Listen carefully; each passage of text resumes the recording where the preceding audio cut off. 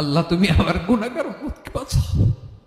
এই দুনিয়ার বুকে রব্বুল আলামিন সব নবীকে একটা করে দাওয়া মুস্তাজাবা দিয়েছেন, মানে যে দোয়া করলে কবুল হয়ে যায় সাথে সাথেই। দুনিয়ার সব নবীরা ওই দোয়াটা দুনিয়ায় করে ফেলেছে। বিশ্বনবী বলবেন, আল্লাহ ওই স্পেশাল দোয়াটা দুনিয়াতে করি নাই, আজকে আমি তোমার দরবারে দাঁড়িয়ে কিয়ামতের দিন ওই দোয়াটা করছি। আল্লাহ আমার যে উম্মতের হৃদয়ে যাররা পরিমাণ ঈমান আছে, আমার একটা উম্মতকেও তুমি জাহান্নামে ঢুকাতে পারবা না। বিশ্বনবী পাগলের মতো একবার হাউজে কাউসারে যাবেন, একবার সিরাতে যাবেন, একবার পুলসিরাতের দিকে, একবার হাউজে কাউসারের দিকে পাগলের মতো দৌড়াতে থাকবেন, তার কোন গুনাহগার উম্মত যাতে জাহান্নামে ঢুকে না যায়।